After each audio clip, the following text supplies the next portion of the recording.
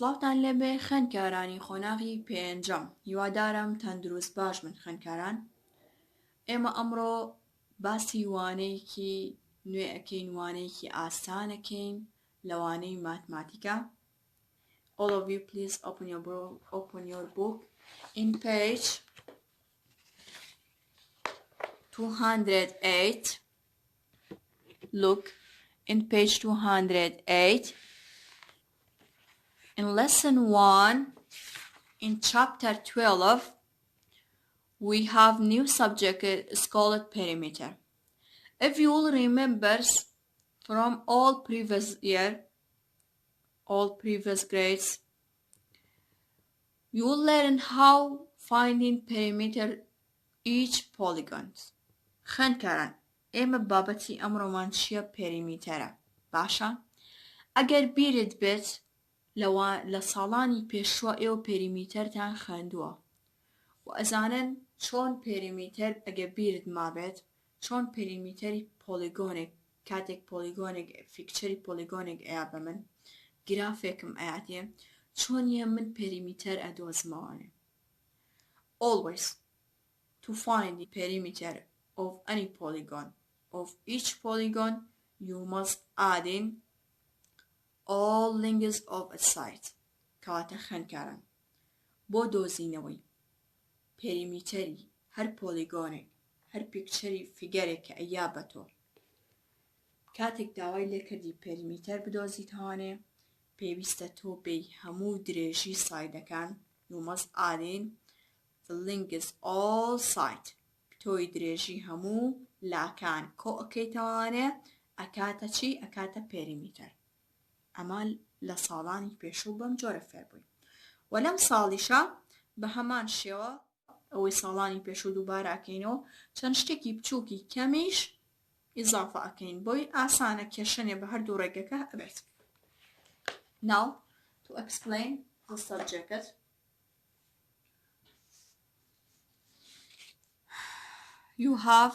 we have new subject. It's called perimeter. To explain the subject we have, this is important note.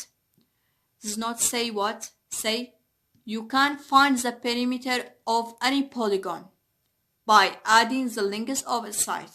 کەواتە خوێندکاران، ئێمە ئەتوانین پێریمیتەری هەموو پۆلیگۆنێک بدۆزینەوە بە چی؟ بە کۆکردنەوەی هەموو درێژی لاکانی، یعنی هەموو درێژی لاکانی ئەو پۆلیگۆنە، ئەو پیکچەرێکە ئەیا بە من هەموو درێژەکان کۆ ئەکەینەوانێ، یەکسەر چیمان بۆ دەرەچێت؟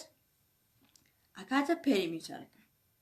و من لێرەیە باسی دوو ڕێگات بۆ ئەکەم. باشە؟ بۆ ئەوەی ئەو دوو ڕێگەیت بۆ ڕوونکەمانێ، ئێمە ئێگزامپڵێکمانێ خوێندکاران. We have example. Find the perimeter each polygon. Look, from part A you have a square. چیت هەیە؟ چوار گۆشەیەکت هەیە. We have just given the lengths of two sides, 5 cm and 5 cm.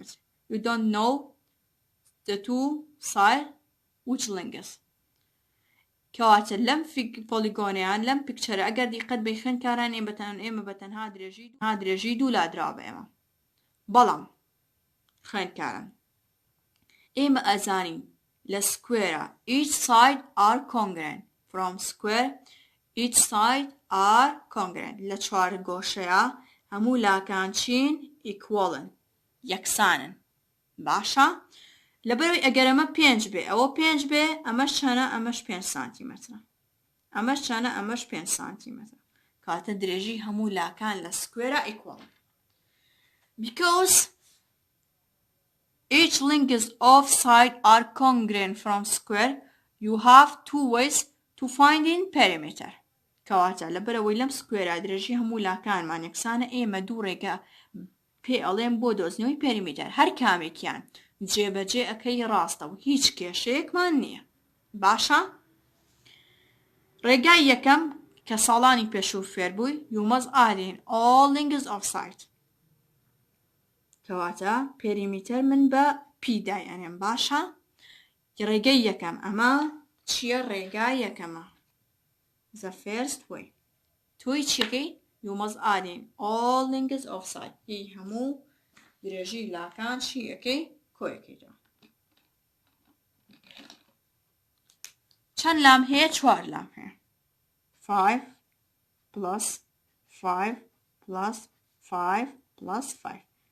لبری 4 لام هی همو 4 لاکشی 5 سانتیمتر کاتان 5 plus 5 plus 5 plus 5 equal 5 plus 5 10 10 plus 5 15 15 plus 5 20 کاتا چنکا 20 اکا یان ڕێگای دووەم چییە؟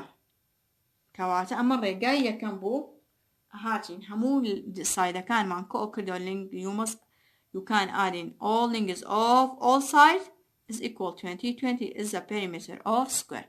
Is the first way to find in the perimeter.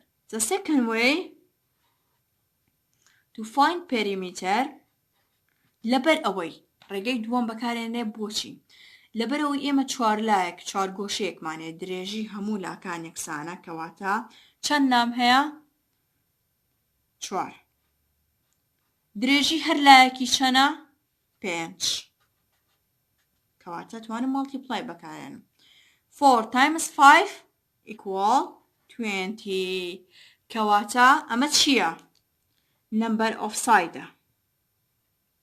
ژمارەی لاکانە ئێمە چیە links of side درێژی لاکەیە کەواتە ژمارەی لاکە چەند لایە ئەمە لە چ کاتێکە ڕێگای دووەم بەکارین ئاگادار بە کاتێک ئەو پۆلیگۆنی کە ئەماتێ درێژی هەموو لاکانی یەکسان بێت ئەتوانم ڕێگەی دووەم بەکاربێنم کەواتە لێرەیە چەند لام هەیە 4 لا سکوێرە you have 4 sides and each side is have 5 centimeters. The length of each side is 5 centimeters. So 4 times 5 equal 20.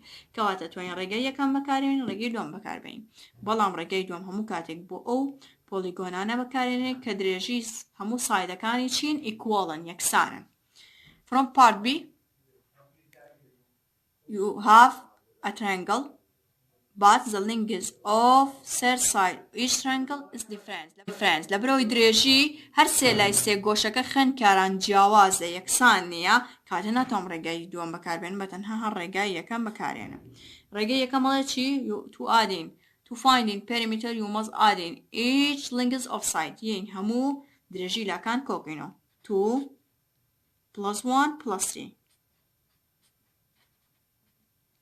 2 plus 1 equals 3. 3 plus 3 equals 6. So the perimeter of the triangle is 6 centimeter. Ama bo ama. From part C, we have a polygon. We have 1, 2, 3, 4, 5, 6. 6 sides, so hexagon. By this polygon is called hexagon. Because each lengths of side are equal 2 centimeter, 2 centimeter, 2 centimeter, 2 centimeter, 2 centimeter. You have two ways. First way and second way. The first way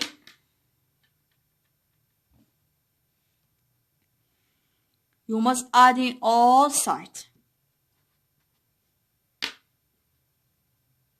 2 plus 2 plus 2 plus 2 plus 2 plus 2 كاتي همو درجي لاكان كوكيتو كاتشانا شش لامه 2 plus 2 6 4 plus 2 6 6 plus 2 8 8 plus 2 10 10 plus 2 12 or by another way number of side you have 6 side right so 6 times each side we have which length 2 centimeters 6 times 2 equal 12 كواتا دو رقم هي بلبروي درجي همو لاكان ام بوليغونيك سانا ليرا چي ميخن كاران لبروي امواني ام ويني چيا زو برچان رونيا اما ريكتانجليكا باشا